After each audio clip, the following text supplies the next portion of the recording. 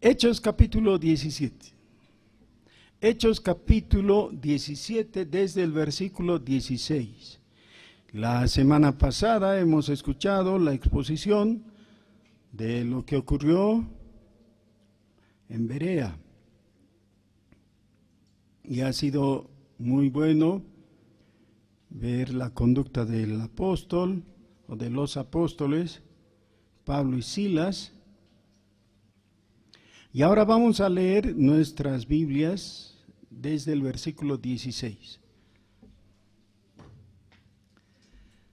Mientras Pablo los esperaba en Atenas, su espíritu se enardecía viendo la ciudad entregada a la idolatría.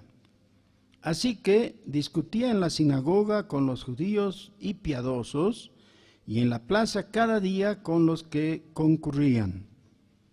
Y algunos filósofos de los epicúreos y de los estoicos disputaban con él, y unos decían: ¿qué querrá decir este palabrero? Y otros: parece que es predicador de nuevos dioses, porque les predicaba el evangelio de Jesús y de la resurrección. Y tomándole, le trajeron al Areópago, diciendo: ¿podremos saber qué es esta nueva enseñanza de que hablas? Pues traes a nuestros oídos cosas extrañas. Queremos pues saber qué quiere decir esto. Porque todos los atenienses y los extranjeros residentes allí en ninguna otra cosa se interesaban, sino en decir o en oír algo nuevo. Entonces Pablo, puesto en pie en medio del Areópago, dijo: varones atenienses, en todo observo que sois muy religiosos, porque pasando y mirando vuestros santuarios, hallé también un altar en el cual estaba esta inscripción: al Dios no conocido. Al que vosotros adoráis pues sin conocerle, es a quien yo os anuncio, el Dios que hizo el mundo y todas las cosas que en él hay, siendo Señor del cielo y de la tierra, no habita en templos hechos por manos humanas, ni es honrado por mano de hombres, como si necesitase de algo, pues Él es quien da vida a todos, y aliento, y todas las cosas. Y de una sangre ha hecho todo el linaje de los hombres, para que habiten sobre toda la faz de la tierra, y les ha prefijado el orden de los tiempos y los límites de su habitación, para que busquen a Dios, si en alguna manera, palpando, puedan hallarle, aunque ciertamente no está lejos de cada uno de nosotros, porque en Él vivimos y nos movemos y somos, como algunos de vuestros propios poetas también han dicho, porque linaje suyo somos. Siendo pues linaje de Dios, no debemos pensar que la divinidad sea semejante a oro o plata o piedra, escultura de arte y de imaginación de hombres. Pero Dios, habiendo pasado por alto los tiempos de esta ignorancia, ahora manda a todos los hombres en todo lugar que se arrepientan, por lo cual ha establecido un día en el cual juzgará el mundo con justicia por aquel varón a quien designó, dando fe a todos con haberle levantado de los muertos. Pero cuando oyeron lo de la resurrección de los muertos, unos se burlaban y otros decían: ya te oiremos acerca de esto otra vez. Y así Pablo salió de en medio de ellos. Mas algunos creyeron, juntándose con él, entre los cuales estaba Dionisio el Areopagita, una mujer llamada Damaris, y otros con ellos. Amén. Oremos. Ayúdanos, Señor, en nuestra debilidad y flaqueza. Ayúdanos porque somos limitados en nuestras capacidades intelectuales. Y sin tu ayuda no podremos entender y descubrir la verdad. Pero también, Señor, si tu Espíritu no abre nuestros corazones, vamos a estar insensibles y muertos. Despiértanos, Señor, en el nombre de Jesús. Amén.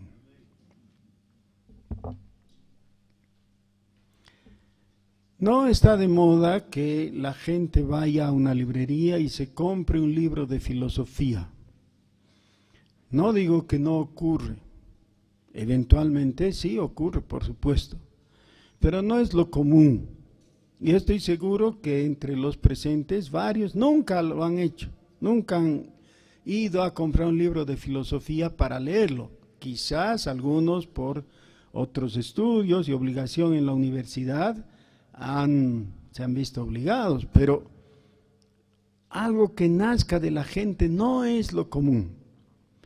En nuestros días hay una corriente muy fuerte antiintelectual, pero también dentro del cristianismo, el índice de lectura, de volumen de lectura en general, ha bajado muchísimo.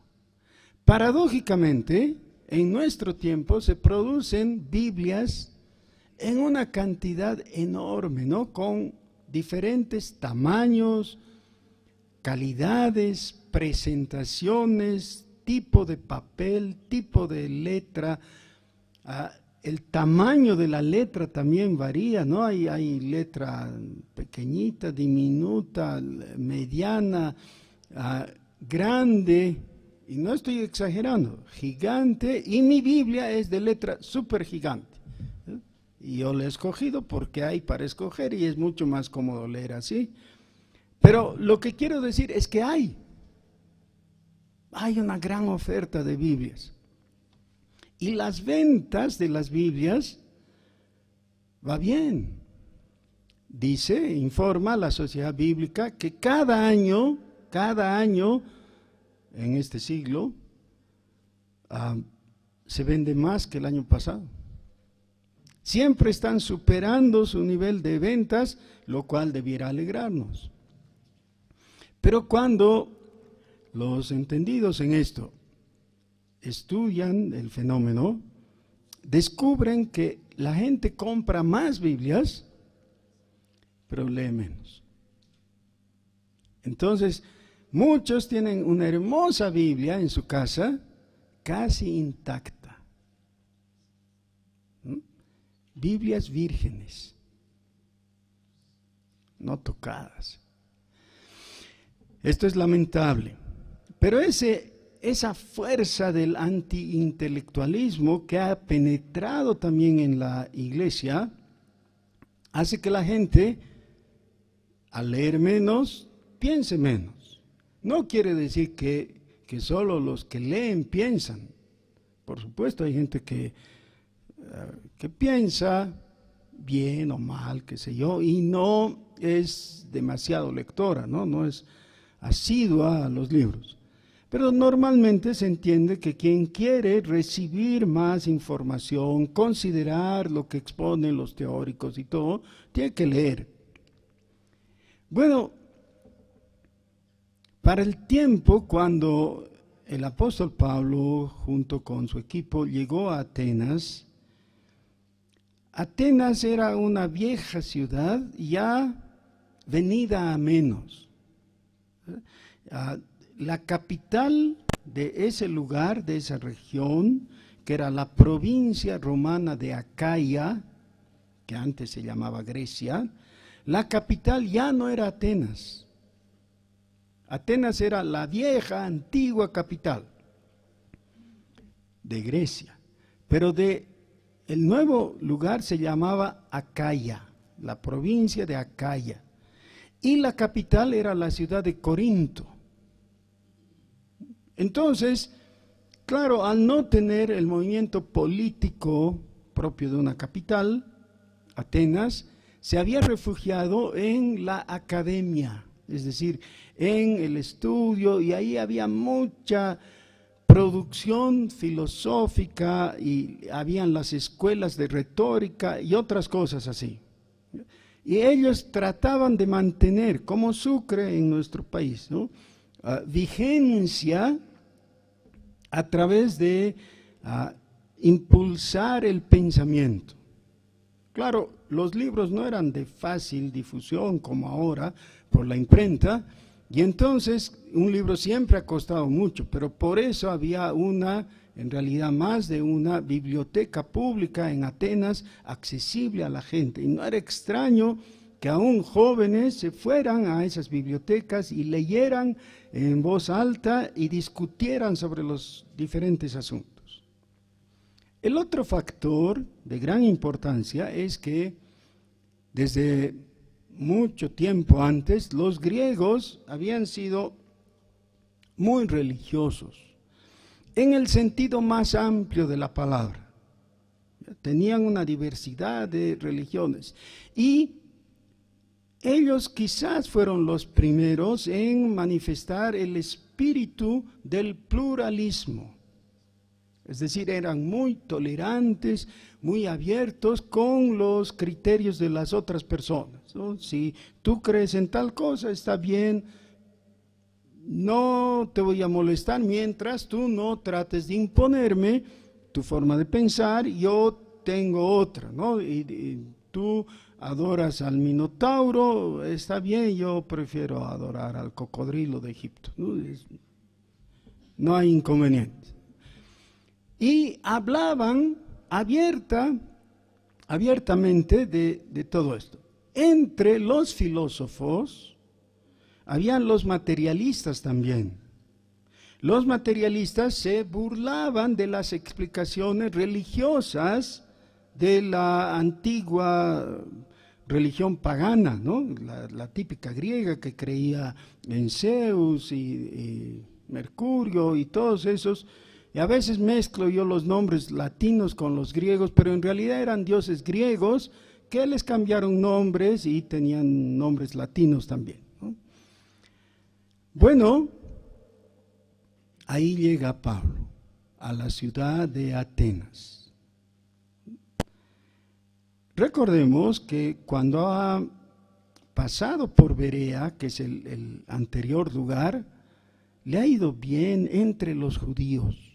Ya, los judíos de Berea eran de lo mejor que ha encontrado en sus viajes, porque ellos, en vez de reaccionar mal como los judíos de otros lugares, han tenido la sensatez de ver si lo que enseñaba Pablo tenía fundamento escritural o no, y se han puesto a revisar cómo es correcto. Cada vez que oyes algo que te parece extraño o novedoso, lo correcto es ir a la Biblia y revisar si es eso lo que dice la Biblia, o te están metiendo los dedos a la boca. Eso hicieron los de Berea, pero los de Tesalónica llegaron a Berea y promovieron desorden para perseguir a los apóstoles otra vez y hacer lo que ya había ocurrido en las ciudades anteriores. Con toda seguridad, Pablo, al llegar a Atenas, no estaba en el mejor de los ánimos. En lo humano, digamos, si medimos el éxito por resultados en un examen pragmático, los diferentes lugares que Pablo había visitado habían sido un fracaso, porque de varios de ellos tuvo que salir escapando, a veces herido, apedreado o bajo peligro de ser encarcelado. No había motivos para tener un espíritu triunfalista o algo así. Dice, Pablo estaba en Atenas esperando al resto de su equipo, pero Noten por favor esto, la segunda frase del versículo 16. Dice, su espíritu se enardecía viendo la ciudad entregada a la idolatría. Este es el primer dato que tendríamos que atender bien y enfocar adecuadamente. A veces nosotros nos refugiamos debajo de un caparazón o un escudo de que no nos importa. Es decir, el exterior, lo que hacen los otros, es tan feo que mejor nos cubrimos y decimos, no, está mal. Para no enfermarme o para no contagiarme, mejor los ignoro, no me importa. ¿Qué es lo que hace el otro? No me importa. Y este espíritu es propio de las sociedades cuando van creciendo. Cuanto más grande es una sociedad, menos importancia le da el individuo a lo que pasa con los otros. Hace algunas semanas tuvimos aquí en este mismo lugar una clase con el grupo que está pasando la práctica pastoral. Tenemos los domingos en la tarde un curso al respecto. Parte del ejercicio que teníamos que hacer era saludarnos. ¿Bien? Y alguien dirá, pero saludar, ¿eso se aprende? Claro, hay que aprender a saludar, ¿no? Uno supone que sabe saludar y de repente no sabe. Pero el ejercicio, por contraste, nos guiaba a hacer lo siguiente: saludar, dar la mano y un abrazo a la persona y preguntarle, ¿cómo estás? Y cuando el otro estaba contestando, contestaba bien o mal o lo que fuera, lo que había que hacer era decirle, no me importa. Era muy gracioso porque a nadie le gusta eso, por supuesto, ¿no? Y claro, algunas personas llegaron después de que ya habíamos hecho el ejercicio ese inicial en la clase. Y cuando llegaron, siempre uno que llega a una reunión que ya está formada, se siente observado por todos, ¿no?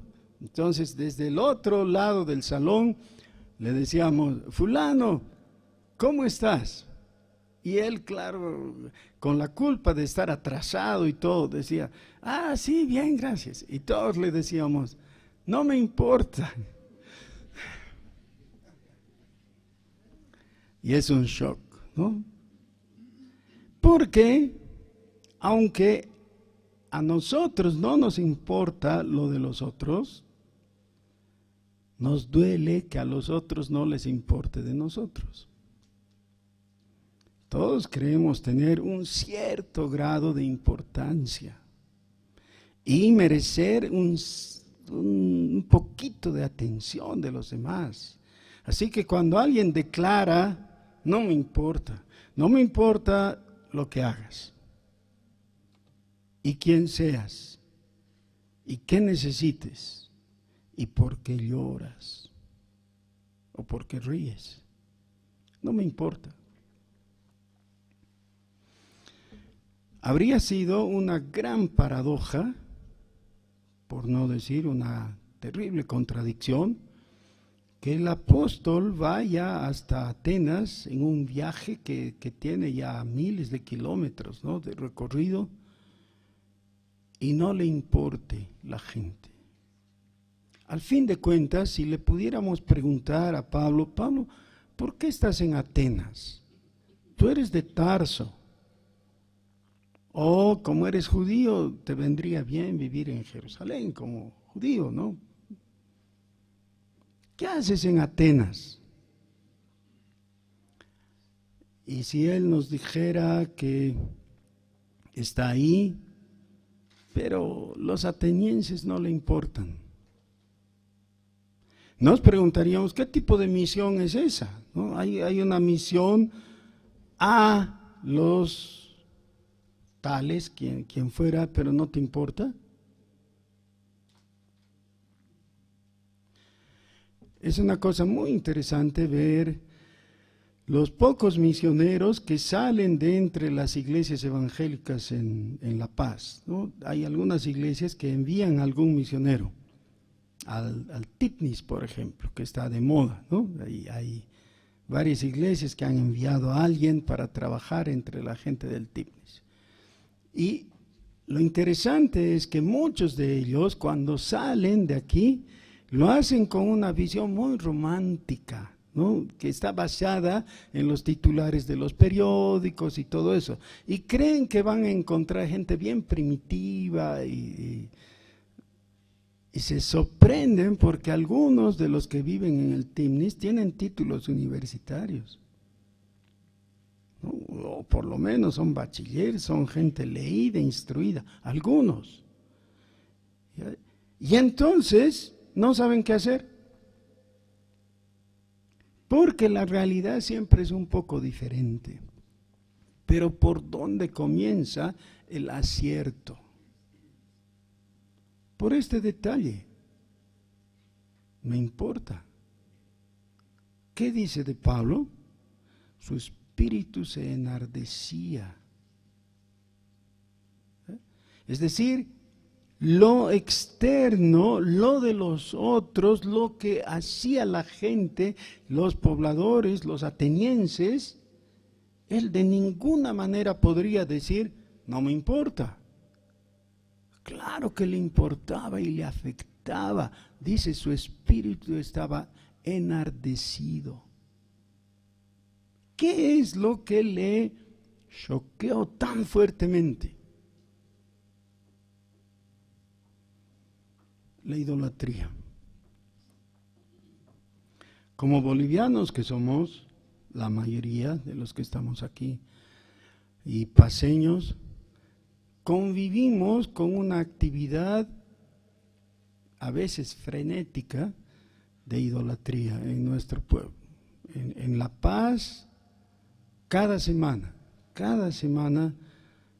en algún barrio, en algún lugar hay una fiesta religiosa, un preste, algo así. La gente gasta un montón de dinero en cerveza principalmente, ¿no? Y los otros gastos, los uniformes, ¿no? Los disfraces, de todas esas festividades. Y a veces uno ve gente pobre, gente con muchas limitaciones económicas, ¿no? Empleadas domésticas, gente que sobrevive vendiendo dulces en la calle, pero para la fiesta, que es una vez al año, ahorran todo el tiempo o se endeudan para poder asistir, ¿ya? Engalanadas o engalanados suficientemente, ¿no? Y ser parte del asunto.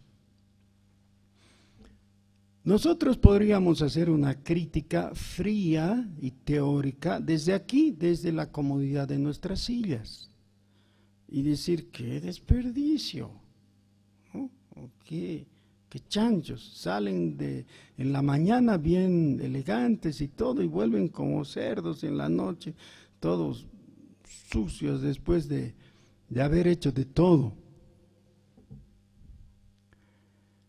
Conste que esto no es lo que está experimentando Pablo, no es simplemente un dedo acusador y decir qué mal que viven estos atenienses. No, él está afectado porque sabe que la idolatría, entre otras cosas, es una cadena, es un yugo, es una venda en los ojos que ciega y que perjudica y que hace que la gente viva mal. Alguien dirá, no, pero viven igual nomás, ¿qué mal hacen pues? Miren que entre los griegos no, pero en otros lugares, todavía en este tiempo se practicaba el sacrificio de niños, por ejemplo. Y si alguien me dice que eso no es vivir mal, entonces yo no sé qué es vivir mal. Es horrible. ¿Dónde nació el asunto? En un mal criterio, un mal concepto de las cosas.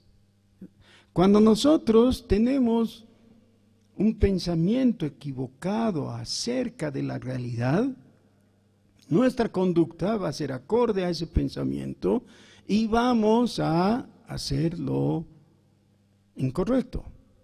Por ejemplo, algo muy sencillo. ¿Dónde estamos sentados? Bueno, yo no. ¿Ustedes dónde están sentados? Sobre una silla. Si alguien, por esas cosas tan extrañas, llega a pensar que en realidad está cabalgando un hermoso corcel, ¿cómo actuará? Si todos le vamos a ver ridículo, ¿no es cierto? Claro.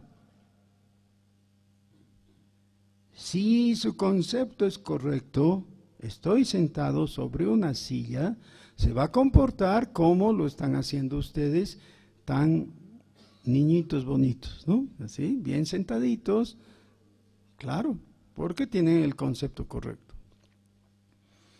Cuando las personas tienen un concepto erróneo, su práctica también es errónea. Bueno, pero para que esto no sea teórico nomás, ¿qué podemos mencionar? ¿Qué conceptos erróneos tenían los griegos?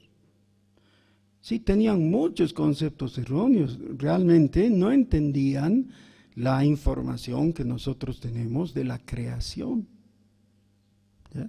Ellos tenían un concepto totalmente equivocado acerca de lo material, el mundo material. Y para el tiempo cuando el apóstol Pablo llegó a Atenas, la filosofía de moda era el neoplatonismo. Así que ellos creían que todo lo material, lo físico, era malo, era pecaminoso. Imagínense lo que deriva de eso. Luego creían que habían varios dioses, no reconocían al único Dios verdadero. Lo uno va con lo otro. Cuando tienes un concepto equivocado de Dios, tendrás un concepto equivocado de la creación. Y tendrás un concepto equivocado de ti mismo, del ser humano. Pero, ¿qué conceptos equivocados pensará alguien? Sí, les menciono uno para comenzar. Ellos creían que las mujeres no tienen alma. Platón enseñó eso, la mujer no tiene alma. Algunos de los jóvenes enamorados que están presentes también creen que la mujer no tiene alma. No puede ser que me rechace, ¿no? O por lo menos dicen no tiene corazón, ¿no? Sí.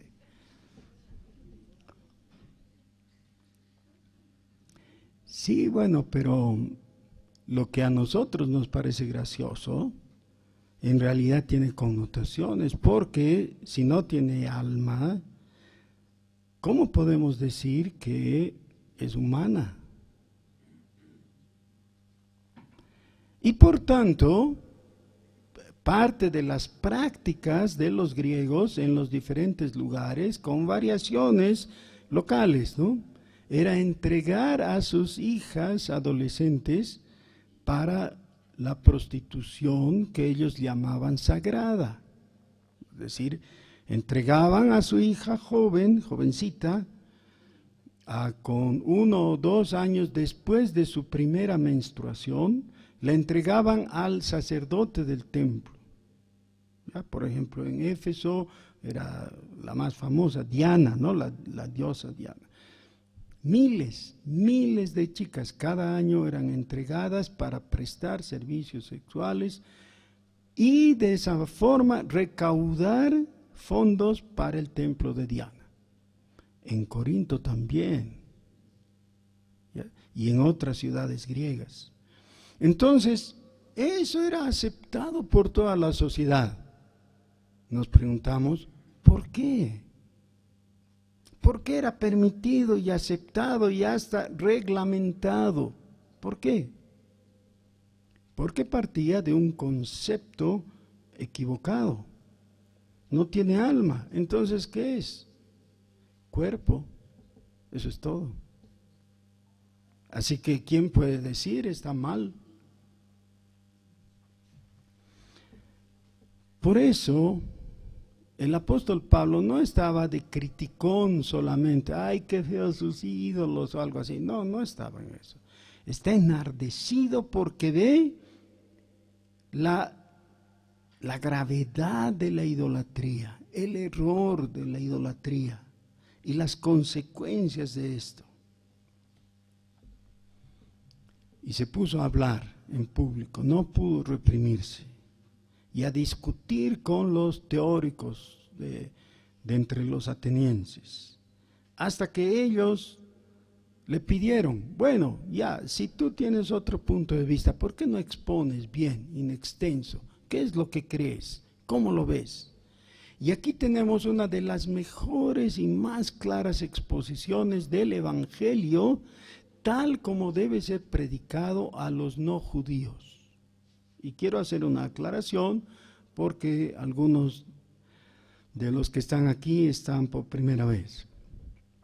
En el libro de los Hechos hemos visto en los primeros capítulos varias exposiciones del Evangelio presentadas por Pedro primeramente y después Felipe, Esteban, etcétera,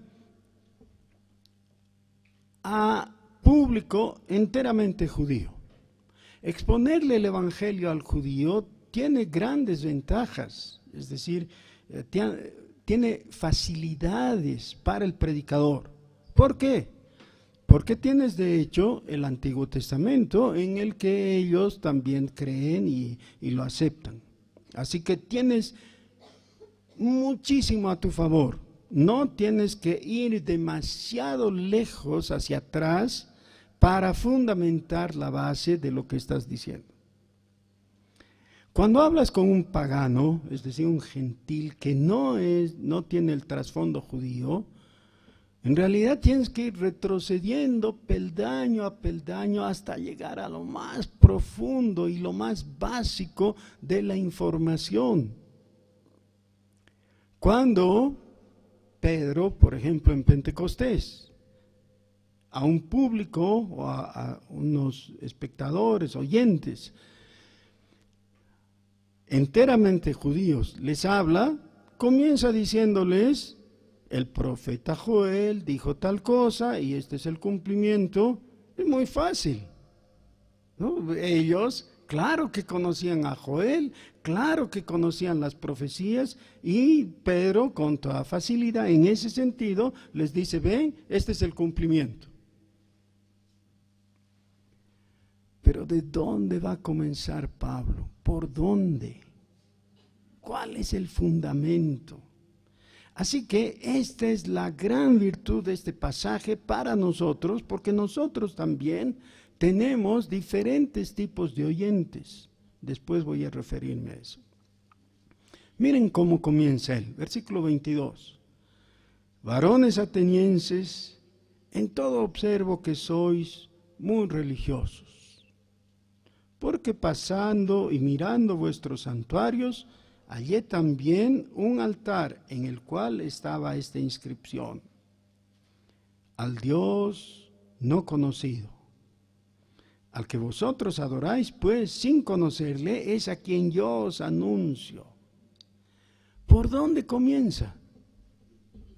Por Dios. Está buscando o ha buscado un puente de comunicación. ¿Qué es esto? Encontrar algo que para ellos signifique algo que les sea familiar y desde ahí desarrollar hasta llegar a sus conclusiones. En realidad, cuando los griegos hicieron una estatua al Dios no conocido, no estaban pensando en el Dios de la Biblia, ¿no? Habían hecho eso solamente para no correr el riesgo de olvidarse de alguien. No tenían idea. Pero ese dato que está colgando ahí, Pablo lo aprovecha. Ese es un recurso homilético que hacen muchos predicadores. Cuando es la época del mundial, entonces hablan de fútbol, claro, porque todos están con eso en mente. Cuando es la época de las modas, qué sé yo, pueden referirse a ese tema y desde ahí empezar. Pero Pablo no quiere hablar de ese asunto, solamente es una referencia para llegar a este punto, poder hablar del Dios de los cielos. Eso es lo que quiere, el Dios de los cielos. Y menciona algunas cosas que para ellos eran totalmente novedosas. Versículo 24. El Dios que hizo el mundo y todas las cosas que en él hay. ¿De qué está hablando? Génesis 1. Ahí está. Solo que como no eran judíos, no dice la cita, no dice Génesis o Moisés dijo o algo así, pero está refiriéndose a Génesis capítulo 1, lo cual es totalmente correcto. Hace unos años, y especialmente en la época cuando yo comencé mi ministerio como predicador, cuando había un grupo de personas reunidas que no eran cristianos, casi era seguro que el 90%, a veces hasta el 100% de ellos eran católicos romanos. Esto también tenía una gran ventaja, porque hay doctrinas que tenemos en común y a las cuales uno se puede referir sin tener que explicarlas. Claro, ellos las creían. En nuestros días, y especialmente entre los más jóvenes, todo ese trasfondo casi se ha esfumado. No hay más.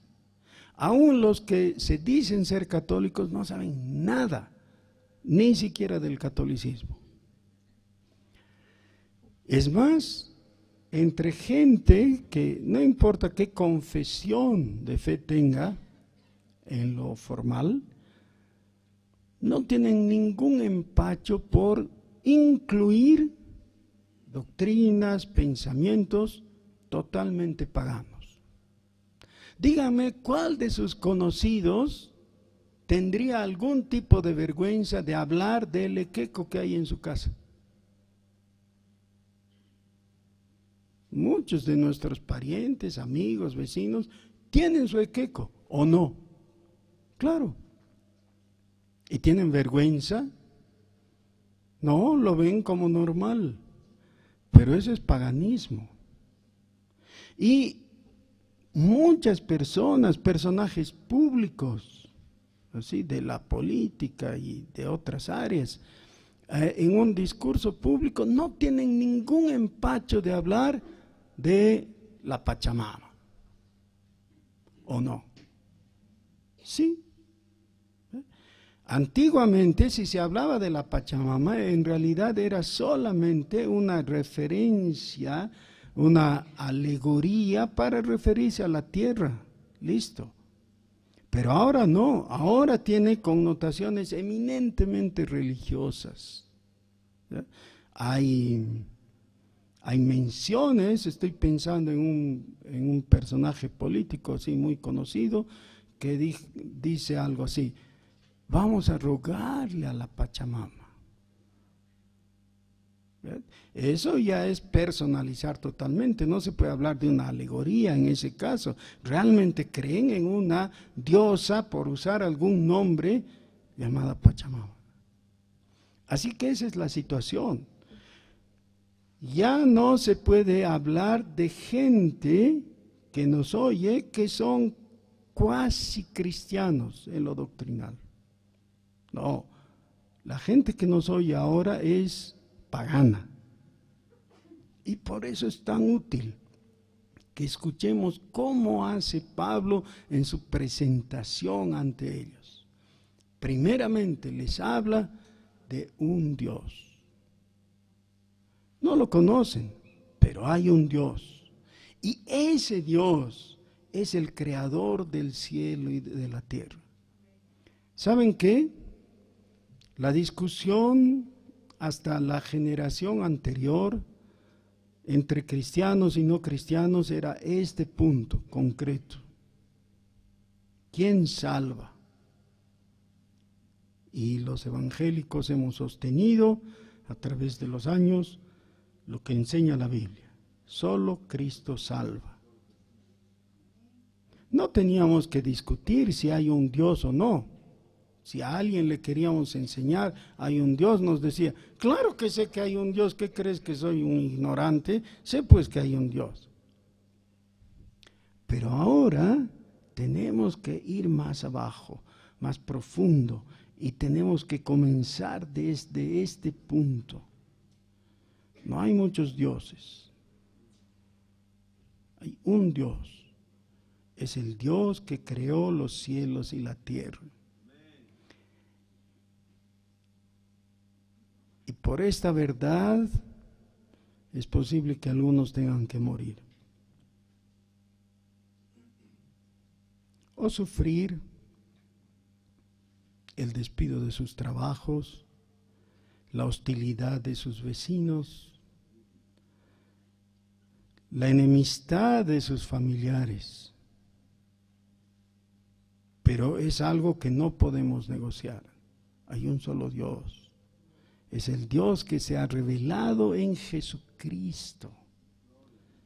Ahora sí tiene sentido la afirmación típica, tradicional, evangélica.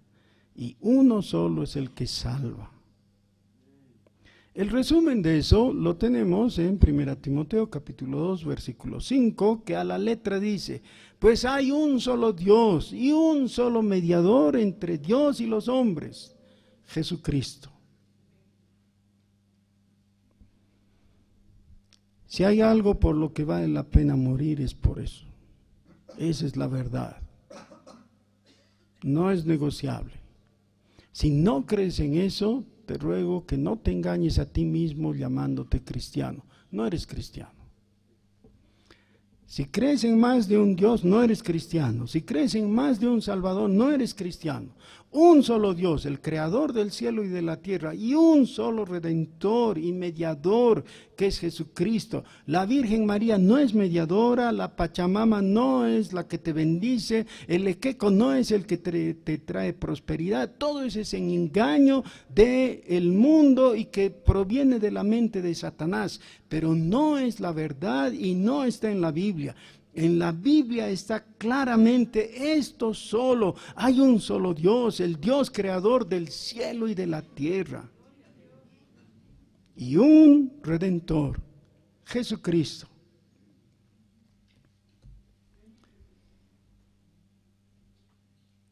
Dice de este único Dios, siendo Señor del cielo y de la tierra, no habita en templos hechos de manos humanas, ni es honrado por manos de hombres, como si necesitase de algo, pues Él es quien da vida a todos, y aliento y todas las cosas. Este Dios único no es local, como los dioses griegos. Según lo que creían los griegos, los dioses eran válidos o tenían poder en cierto lugar. Era absurdo querer adorar a un dios de las montañas, por ejemplo, Vulcano, en el mar. En el mar había que adorar a Poseidón, era el dios del mar. El Dios del cielo y de la tierra está en todo lugar. ¿Cuál es el nombre de ese atributo? Omnipresente. Sí, muy bien. Pero además, el Dios revelado aquí es a través de todo el tiempo. ¿Cuál es su nombre en el Apocalipsis? Es el Alfa y la Omega. El que es y que era y que será o seguirá siendo o va a venir, va a continuar su existencia para siempre, porque su ser es de eternidad a eternidad. Cuando tenemos ese concepto firme, claro, Entonces podemos pasar al siguiente, versículo 26. Y de una sangre ha hecho todo el linaje de los hombres. Ahora, el mundo lucha para combatir la discriminación, el racismo. ¿Y qué se logra? Que haya racismo del otro lado. Eso es lo más que se puede lograr. Yo he estudiado en el colegio alemán y he estudiado en la década de los 50 y los 60, ¿no? Y parte de lo que contaban los alemanes, muchas gracias, es el maltrato que recibían de los ocupantes de su país cuando terminó la guerra. Si producían algo, los invasores decían que era lo peor. Ahora imagínense lo que es para un alemán que le digan que su manufactura es de lo peor. Se querían morder las orejas, ¿no? Claro, estaban cosechando lo que habían sembrado. Pero eso es lo que pasa. Los que se quejan de racismo, en realidad, más tarde tratan de establecer lo contrario. Los otros son los inferiores. La única manera de evitar la discriminación y el racismo es poner una base sólida. ¿Por qué todo ser humano puede mirar a los ojos a otro ser humano y reconocerlo como su igual? ¿Por qué? Por la creación de Dios. Ese es el fundamento filosófico. Dice, de una sangre ha hecho todo el linaje de los hombres, que habiten sobre toda la faz de la tierra, y les ha prefijado el orden de los tiempos y los límites de su habitación. Entre los hombres nos discriminamos, pero la Biblia dice que Dios no hace acepción de personas. Así que si alguien sinceramente quiere vencer el racismo y todo tipo de discriminación, como dice el decreto, tiene que mirar a Dios. Si no, no hay otra base. Pero ¿cuál es el objetivo de esto? Dice, para que busquen a Dios, para que busquen a Dios. En Romanos capítulo 1 se nos muestra cuál ha sido el proceso negativo. Dice, pues habiendo conocido a Dios, no le glorificaron como a Dios. ¡Pah! Ni le dieron gracias. ¡Pah! Otra vez. Entonces, ¿cómo hay que buscar a Dios? Está haciendo el planteamiento respecto a los paganos, por supuesto. ¿Saben qué? La forma más sencilla es haciendo lo contrario de los que cayeron. Y es glorificar a Dios y agradecerle por sus bondades. De vez en cuando, aquí en la iglesia, tenemos alguna dinámica para ayudarnos mutuamente a agradecer o a expresar nuestro agradecimiento a Dios. Cuando hacemos esa dinámica, a veces yo tengo la sensación de que es un poco forzada, ¿no? Entonces alguien da gracias, pero por algo que se nota que no le mueve nada. Y eso es solamente porque no vinculamos nuestra realidad diaria, concreta, con nuestra doctrina. Pero ¿sabes qué? Si tú extiendes tu mano ahora y puedes ver que doblas los dedos a voluntad, que tienes la fuerza y la sensibilidad, la mano humana es una maravilla, ¿no es cierto? De ingeniería, de capacidad. Dios te dio tu mano. ¡Qué lindo! Gracias a Dios. El jueves fuimos con mi familia a un lugar de día de campo. Mi esposa se puso a llorar por el maltrato que le doy. No, no es cierto. Se puso a llorar viendo a nuestra hija mayor que estaba jugando ahí con pelota, ¿no? Como una niña. Y alguien dirá, ¿qué tiene eso de raro? ¿Saben qué? Hace un par de meses atrás no sabíamos si iba a vivir. Ya la han operado, le han sacado un tumor de la cabeza. Y Dios ha sido bueno y ahora está bien. Y ya está sirviendo al Señor, está cantando para su Salvador. Miren, entonces yo tendría que ser un baboso para decir, agradecer. ¿Y de qué voy a agradecer? Si todo lo que tengo yo me lo he hecho. ¡Qué mentira!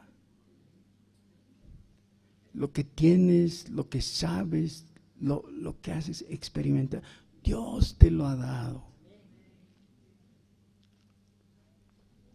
Gracias a Dios. Yo nomás tengo que decir gracias a Dios. No. Mira, en esto no te puedes equivocar. Si dices gracias a Dios, no te vas a equivocar porque claro que tienes que agradecerle. Dios ha sido bueno contigo.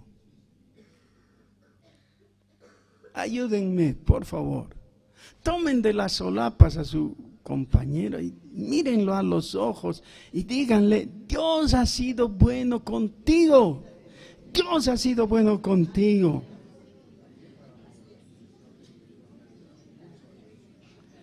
Dios es bueno contigo. Dios es bueno contigo. Una y otra vez Dios ha manifestado su bondad contigo. ¿Cómo no vamos a agradecerle? Gracias a Dios. En los momentos críticos podemos verlo más claramente. Pero ¿saben qué? Muchas veces nos hemos ya asentado, conformado, tranquilizado y entonces vemos que las cosas van bien, vas y abres el grifo y hay agua, vas al interruptor y hay luz eléctrica y claro, es lo normal que tiene de extra. ¡No! Gracias a Dios. Gracias a Dios no tienes que recorrer 1 kilómetro con tu lata de agua para ir a traer agua a tu casa. No, tienes agua en tu casa. Sí, dice gracias a EPSAS. No, gracias a EPSAS, no. Dios te da el agua. ¿No se acuerdan? Hace 2 años nos estábamos muriendo de sed y sucios de no poder bañarnos. No había agua. Y había EPSAS. Y había el sistema de cañerías y todo. Sí, pero si Dios no da el agua, Dios te da agua. Por eso estás bañadito y champuceadito ahora. Sí. Y no tienes sed. Aún el frío. El frío es agradable también si es que tienes mente abierta. Dios te envía el frío. Gracias a Dios. ¿Estás sano? Claro, yo soy achacoso, claro, sí, pero estoy sano. Dios me provee. Tu embarazo, ¿por qué es? Dios te ha bendecido. ¿Desayunaste esta mañana? ¿No quieres decir gracias a Dios? Gracias a Dios, gracias a Dios, gracias a Dios y gracias a Dios. ¿Saben qué? Si solamente viniéramos, nos reuniéramos aquí y dijéramos, gracias Señor mío, ya acertaríamos. ¡Qué bien! Podemos y debemos hacer más que eso, pero eso es fundamental. Para que busquen a Dios, para que busquen a Dios. Pablo estaba hablando a los atenienses, no a los paseños. Pero si estuviera aquí, inspirado por el Espíritu Santo, nos diría exactamente lo mismo. Paseños, para que busquen a Dios en glorificación, en alabanza, en agradecimiento. Gracias a Dios. Oremos.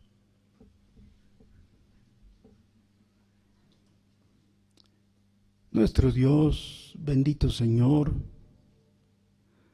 gracias porque no necesitamos inventar nada, ni suponer nada.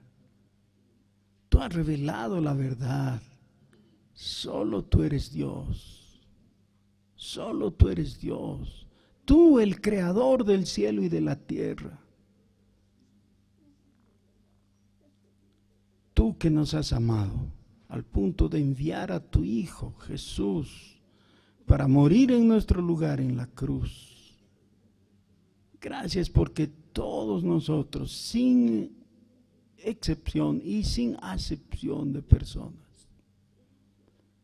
todos nosotros podemos reconocerte a ti, Señor, y lo hacemos ahora.